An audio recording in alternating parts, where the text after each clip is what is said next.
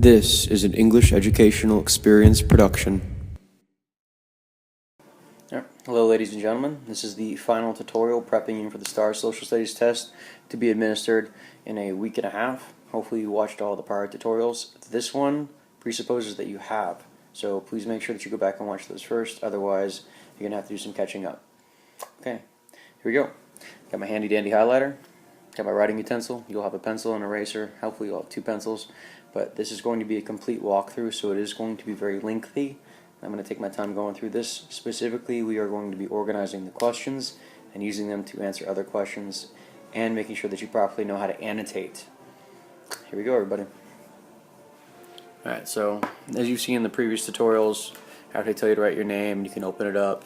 You open that first page, you folded it in half as so, and now you have all of your graphic organizers for all of your different eras. Make sure that you have those. I'm going to set this off to the side. Pull that over here because you're going to have that with you throughout the entire test. Next thing you had to do, you added your map. You've got all your different territories and zones on here. Make sure you have all that. We've also added our timeline that we can use as we're taking this test. Okay? You set this off to the side and we're going to start answering those questions. So, here we go. Alright, question one. Which of the following best replaces the question mark? So, replaces the question mark up here. We see Texas and we see California. Bear Flag Revolt, Gold Mining, Statehood, 1850. Well, we can go ahead and we can add that to our timeline here. Let's go back. About halfway through here, 1850. California. Well, it's Cali. We'll come back over here to our question. We go on the other side. They had their own revolution. We got that. Cotton cultivation, that's in the South. And U.S. statehood in 1845. So now I can add that to my timeline as well. So now we know which one comes first. 1845 is going to be Texas. Check. So now we've got two things that we've added to our timeline from this test to help us out. Alright, so we see statehood on both sides. Cotton is in the South, but we've got gold mining over here, so those are two different commodities. Let's make sure we write money here. This is how they got started, so they both got started with some sort of fight, revolt, and revolution. We're looking at synonyms right there. This is what they have in common. Make sure you're annotating differences and differences. Alright, former Mexican territory. Well, that's a given, okay. Dependent upon slavery. Well, they needed slavery for cotton. Cotton, not gold.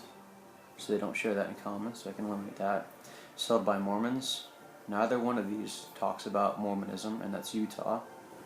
Hopefully you remember that. Not mentioned in the queue. Okay. And then large coal deposits. Neither one of these are talked.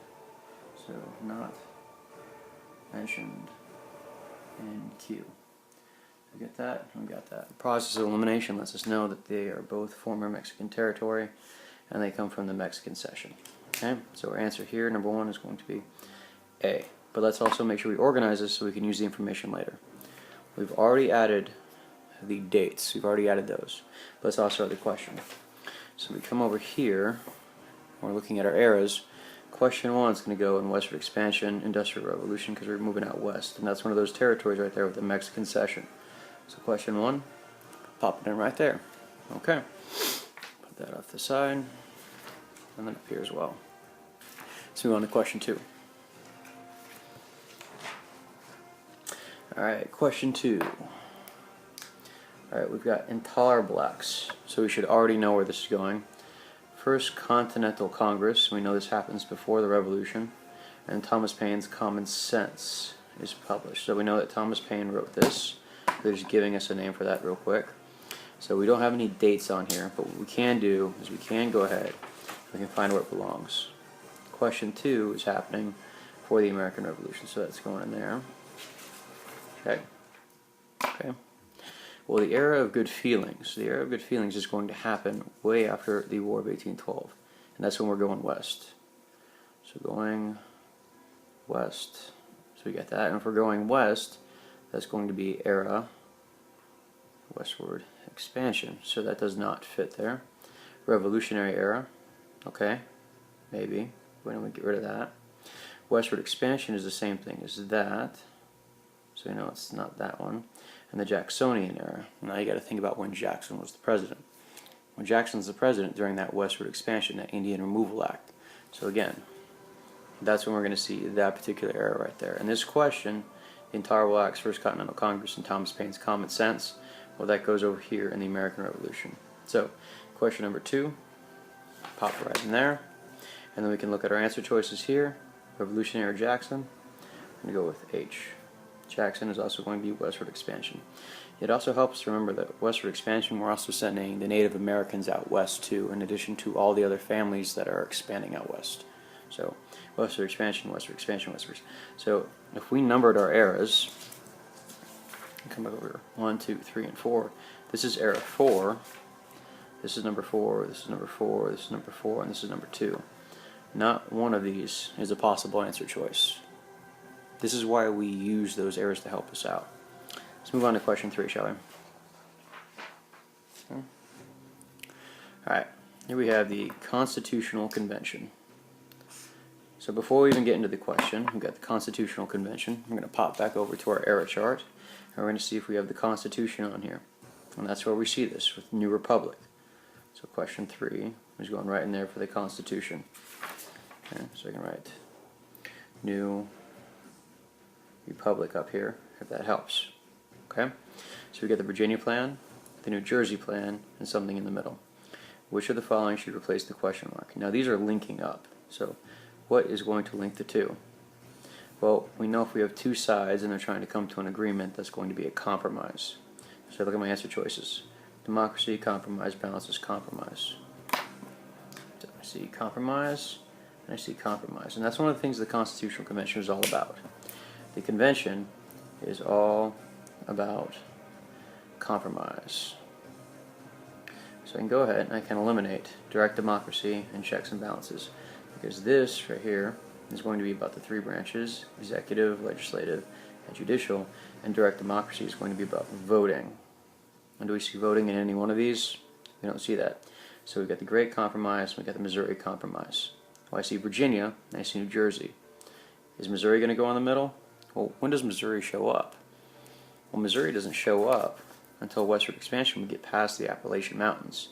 So this is again going to be another era 4.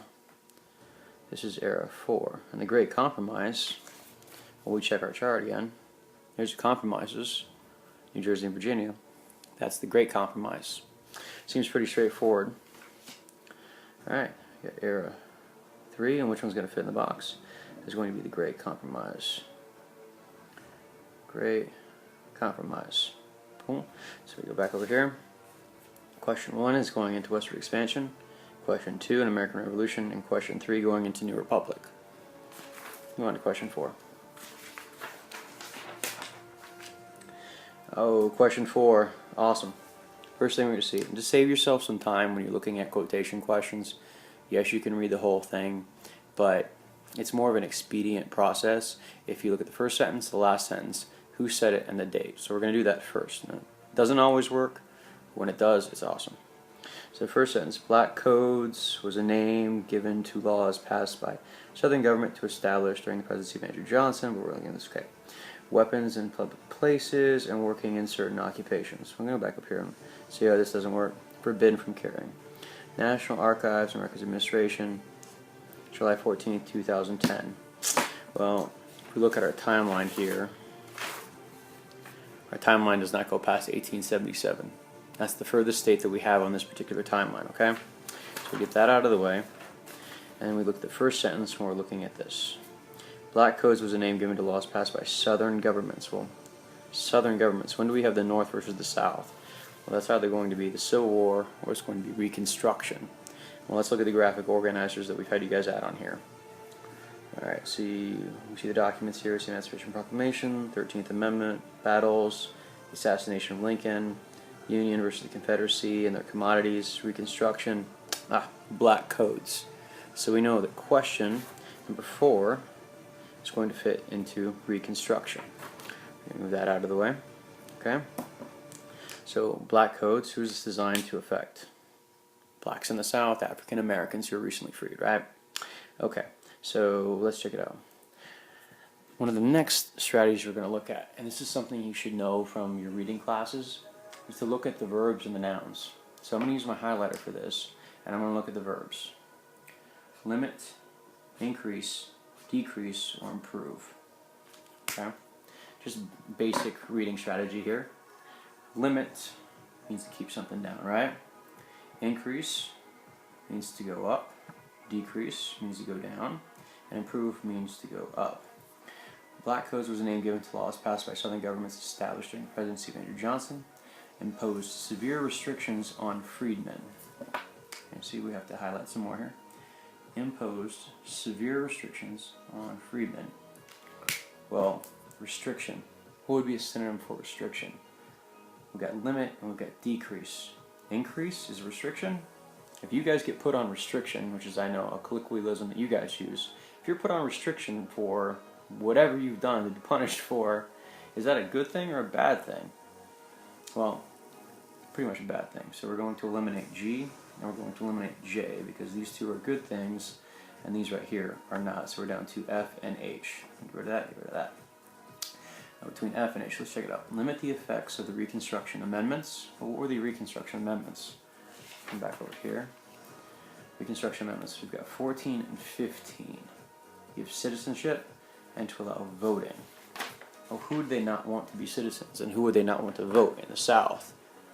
There you go. So Reconstruction Amendments, we're going to write 13, 14, and 15 right here. And decrease the other northern representatives in Congress. Well, this whole thing doesn't mention anything about representation in Congress. It specifically only targets those who need to have the black codes on them. So decrease the number of northern representatives. Doesn't talk about representation. We get rid of that. Here we're left with F. Now those are the first 4 questions. And it's taken us 12 minutes to get through them. Not too shabby. Let's move on to number 4. Alright, 5. Another big quote. This is where you've got to use your endurance for this. Again, we're going to go with the first sentence, last sentence, and we'll check if we need to read any more. Resolved that our title to the whole of the territory of Oregon, so we're talking about the Oregon Territory here, recommends to the cordial support of democracy of the Union. Democratic Platform of 1844. Okay, 1844. Let's look at this. Get our timeline going. 1844. We've got the Oregon Territory. Okay. So you come back over here and we look at where those are. Well, Oregon Territory with the Oregon Trail and all that stuff being added here. I don't see it anywhere else. There you go. It can be question number 5. Going into westward expansion.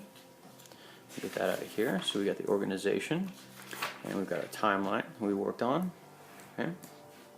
So resolve that our title of the whole territory of Oregon is clear and unquestionable. No portion of the same ought to be ceded. Well, ceded is giving up, like the Mexican cession, given to England or any other power. So we're not giving it to anybody else. Okay? Recommend the cordial support of the democracy of the Union. So they want help from the government. This excerpt provides evidence that in 1844, Democrats supported, and then we're going to use synonym here, Democrats wanted, what did they want? Federal financing for transportation systems in the West. Oh, this is not talking about transportation at all. And transportation, wagons, railroad, trails, nothing in here about any of that, so get rid of that. Making manifest destiny and official federal policy. Well, it is talking about the Democratic Party platform, so federal policy, maybe. Social Darwinism is a justification for expansion. Well, social Darwinism is talking about the survival of the fittest, but it's not talking about anybody fighting in here for survival. Who is the more powerful territory? Get rid of that. Prohibiting the expansion of slavery into new areas of the United States. Does this mention slavery at all? It does not mention slavery at all. Okay, so we're left with what? Making manifest destiny and official federal policy. Okay. Number 5, B. Going for it. Let's move on. This is an English Educational Experience production.